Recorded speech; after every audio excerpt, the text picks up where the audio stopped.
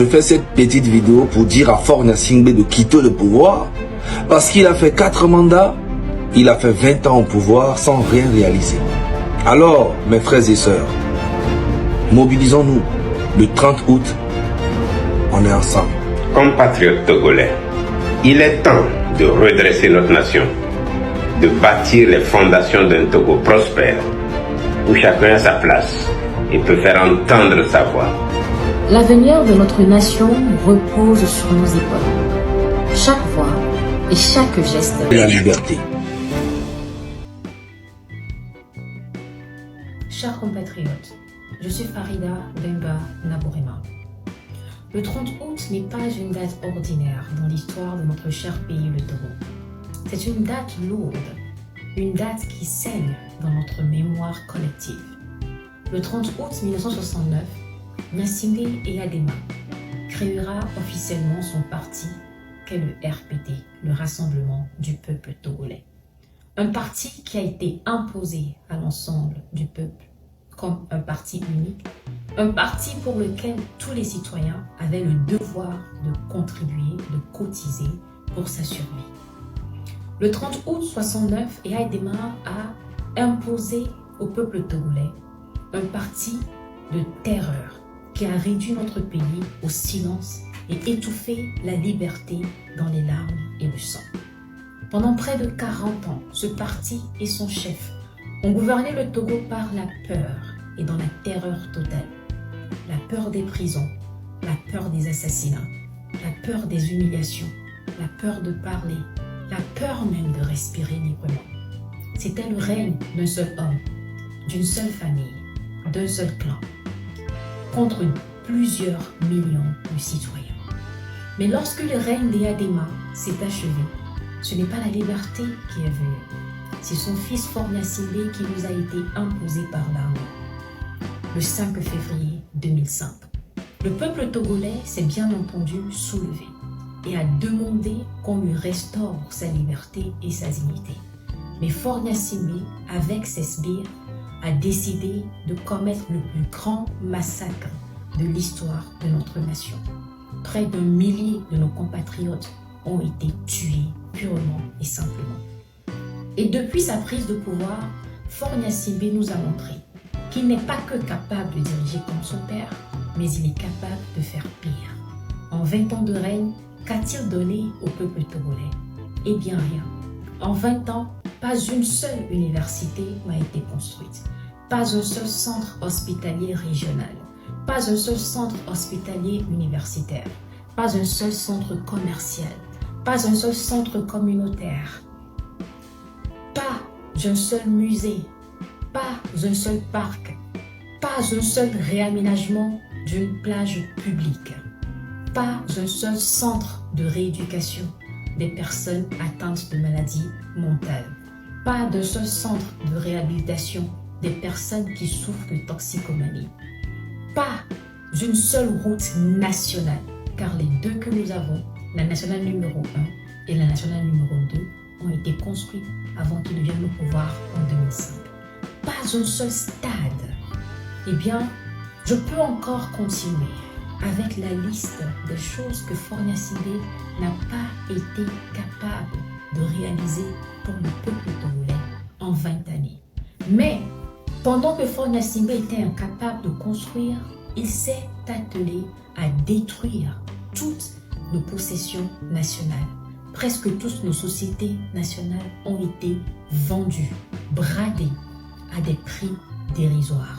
Togo Télécom et Togocel, regroupés en Togocom, ont été vendus à un groupe étranger. La brasserie du Bénin a également été vendue. La SNTP, la Société Nouvelle des Phosphates du Togo, ancienne OTP, a été également vendue. La CET, la Compagnie Énergie Électrique du Togo, a été également vendue. Les banques togolaises, à savoir la BTCI, la BIA et l'UTB, ont également été vendues par Forna Singbe. Même la loterie nationale togolaise a été vidée dans sa grande majorité des parts de l'État togolais. Le port autonome de Lomé s'est vu octroyé au groupe Bolloré pour une trentaine d'années. Je peux encore continuer à parler des différentes sociétés que Fort Gnassingbé a tout simplement bradées. Notre patrimoine national, notre héritage. Alors regardez la combinaison. Un régime qui ne construit rien, mais qui détruit tout. Et demain, si nous continuons à rester passifs, il n'y aura plus une seule chose qui appartiendra au peuple togolais. Pas une seule société, pas de richesse, pas de ressources qui restera encore entre les mains de notre peuple. Nous n'avons plus besoin qu'on nous explique que ce régime nous a fait reculer à plusieurs décennies. Nous n'avons pas besoin qu'on nous prévienne que notre souffrance s'aggravera dans les années à venir si Fort Gnassingbé reste au pouvoir. Nous le voyons déjà, notre condition s'empirer du jour le jour. Alors le 30 août est cette date qu'a choisi le mouvement N66 pour relancer la résistance contre ce régime qui nous suce et qui nous empêche de prospérer et de vivre dans la dignité. Alors le 30 août, nous dirons non. Non à 58 années de dictature. Non à 58 années d'abus. Non à 58 années de gabegie. Non à 58 années de malgouvernance. Non à 58 années de terreur. Non à 58 années d'impunité.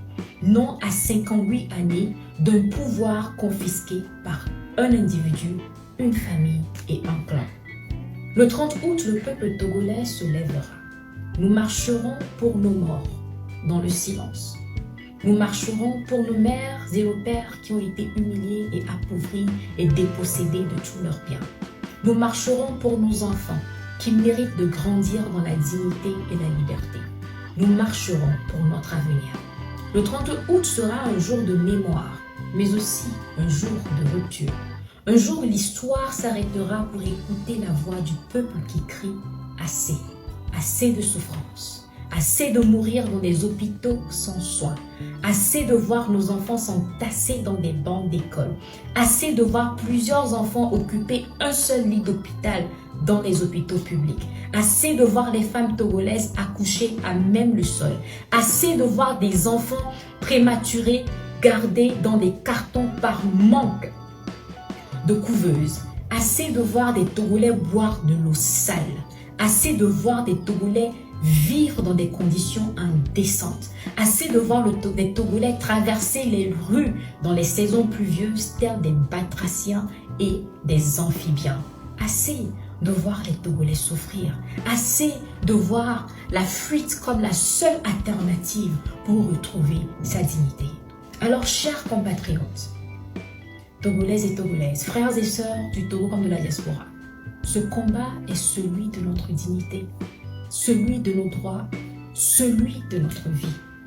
Le Togo vivra parce que nous avons décidé qu'il en sera ainsi. Nos grands-parents ont combattu les colons et dans ce combat, ils ont beaucoup perdu. Nombreux d'entre eux y ont laissé leur vie. Ils se sont sacrifiés pour que nous, leurs enfants, et nous, leurs petits-enfants, puissions vivre dans la dignité. Et cette dignité, nous allons la reconquérir. Alors, je vous invite tous à vous mobiliser pour le 30 août prochain. Ce sera la continuité d'un combat que nous menons depuis des décennies. Et je sais et reste convaincu que très bientôt, nous viendrons à bout du régime Gnassingbé et que le Togo pourra à nouveau retrouver sa liberté et sa dignité.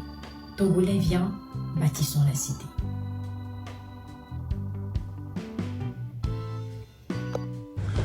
Today I'm here to address the English side of the world because Togo is a small French-speaking country, so I'm guessing most of the other side of the world that speak English don't know what is going on in there.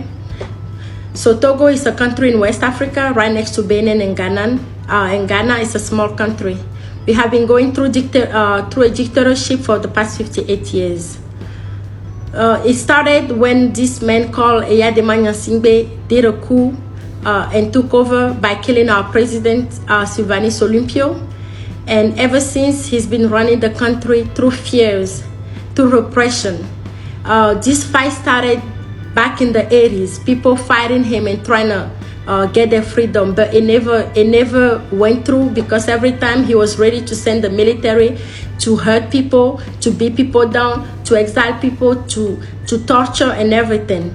Fast forward, after 38 years, he died in 2005. We were hopeful, but the next day, right when we woke up, his son took over by the help, with the help of the military, and put him there as a president. People try to fight it. Went out in the street, it was a bloodbath. We lost 1,500 people at least that day. It was the same thing again. Militia out in the street, repression, beatings, prison. People had to run away. And at the end of the day, we came up to a discussion when he was like, he's not the same as his dad and he was going to do better. He was young, went to study abroad, came back in the US. He said he was different, and we kind of didn't have a choice but to believe him and give him a chance to avoid all the killings. Fast forward in 2025, 20 years later, we realized we've been realizing that he's been the worst president. He's been worse than his dad. He has done worse. He has put us more in debt, and he has repressed more people than ever. We have no infrastructure. We have no hospital, no appropriate hospital, basically, in the whole country. We have 2 big hospitals, and you're going to have to Google them, please, or look on TikTok to know what they look like. And we only have 1 ambulance, no infrastructure, no school. We basically live in precarity. Some people barely get paid $20 to $30 a month when the living expenses are going high. And in all that, he keep repressing people. You can't even say, I don't like my president. You have to run away, or you will be disappearing or going to prison. There is no justice system in my country. The minority keep getting rich, and nobody really care about the actual human being in the country. He said it himself that the minority was taking the money, but he's part of the minority, so he never brought them to justice. People got tired of it. We got tired of it. People step up in 2017. He did the same thing again. Repression, torture, beatings, same thing over and over, sending the militia.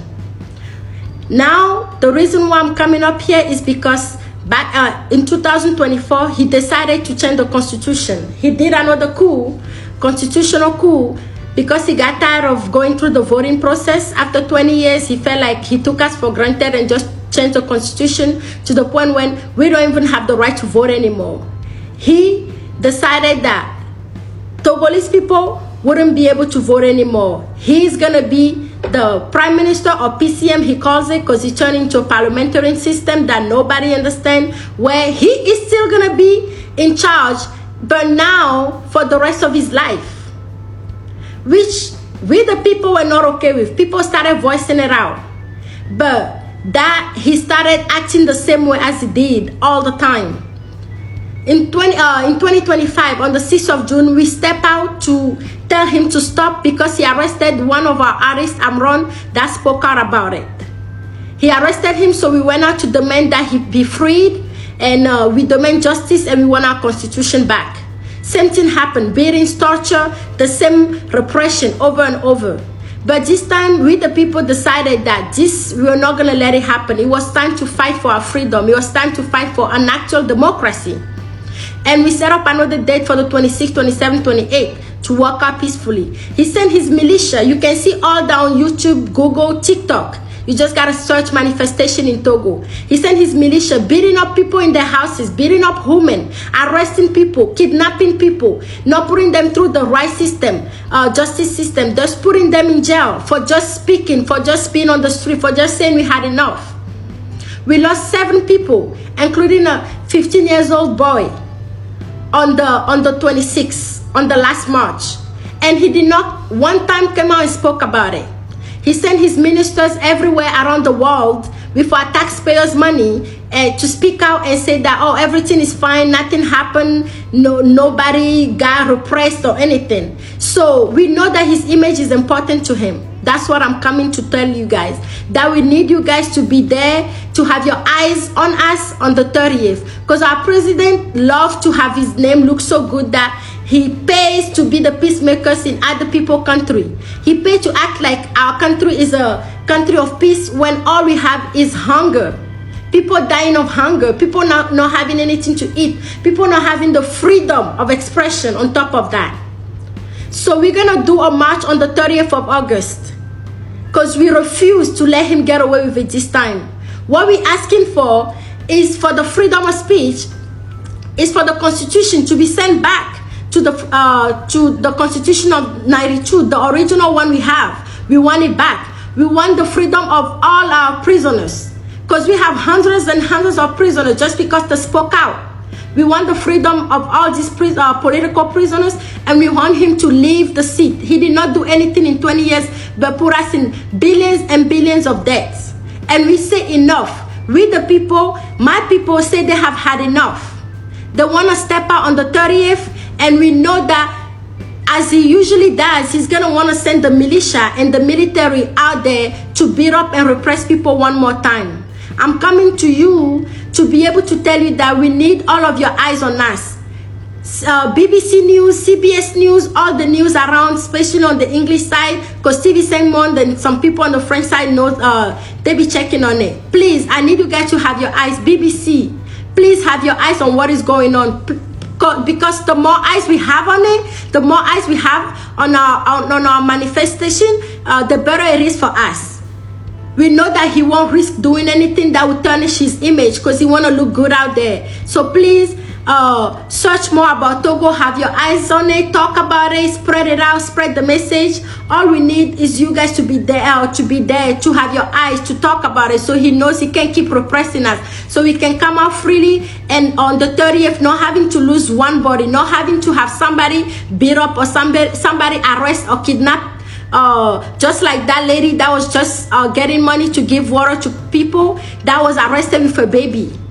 He's doing this because he thinks the world is not watching. So I'm bringing it out to the world. Please watch Togo, the 30th. You're coming out peacefully to march. Have your eyes on us, so this dictator and his regime will be scared to hurt us. That's all we're asking. Thank you very much, and hopefully this message goes as far as possible to spread awareness, so they know they can't keep hurting us. It's time for us to stand up. Thank you.